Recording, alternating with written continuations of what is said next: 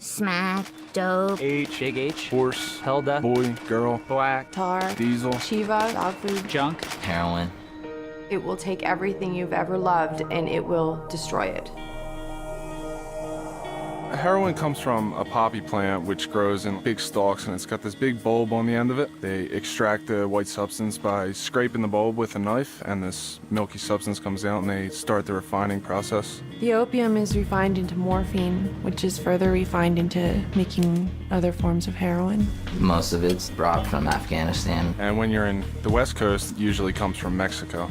On the East Coast, there's powdered heroin, which is the gray, brown powder-like substance, and then on the West Coast would be the actual tar heroin, which is like a sticky tar-like substance. Heroin is usually cut with other things such as either arsenic or other drugs just to make it cheaper, make more money for the dealers. You never know exactly what they put in it, so it's very, very high risk of OD. One shot, you could die. It can be smoked, snorted, and shot with a needle. Started off smoking heroin. I would just smoke it because I was told that that wouldn't be as addictive as using needles. I would start out snorting it, and I wouldn't get that rush anymore, that good feeling that you're always searching for every time you want to do or snort heroin. And eventually the rush doesn't happen anymore, so you turn to the needle. I was about 17 years old when I first tried it. First time I was 18. 19 years old. First time I did heroin, I was 14 years old. It was a friend of mine that introduced it to me. My boyfriend at the time. One of my buddies just came and showed me it, and I tried it. That was it.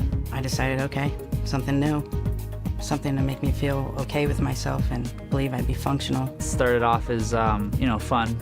Let's get high. But the problem with heroin is you can't just do it one time.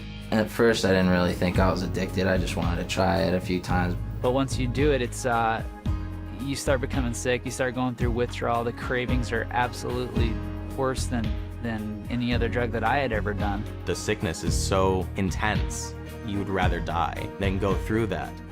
After I started feeling the effects of it, the side effects, the withdrawal symptoms, now I didn't know what was going on. Hot sweats and cold chills at the same time, like you just can't get comfortable. You try to fall asleep just to make it go away, and you can't fall asleep. Your whole appearance changes. I would break out a lot. My skin was like yellow, and my eyes were sunken in. Hallucinations from lack of sleep, loss of appetite. I really couldn't concentrate, couldn't pay attention. And as crazy as it sounds, I didn't know what heroin would do to me when I first started doing it. I was just completely ignorant of that. I just thought, oh, it's another drug. I can just do it on the weekends and have fun. The reality of it is it is a big deal. I woke up in Long Beach not knowing how I got there, convulsing and like seizing. And, it had like a skyrocketing temperature of 107, just about dead out the door. I wound up on the street, homeless, nowhere to go. My family didn't know where I was, and I was just in total apathy. I didn't care about anything. I was living in a car in the middle of winter in Baltimore, got robbed, got maced in the face. I had nothing. I was freezing and dying, alone. The house which my boyfriend and I were selling drugs out of got raided many times. One of the times he hid in the attic and he made me answer the door. They came ramming in. One cop goes and shoves me against the wall, pushes me down the stairs, handcuffs us and takes us away. I wanted to get high. I didn't have any money, so I looked at a couple bank statements that my mom got in, transferred over like $27,000 into my account.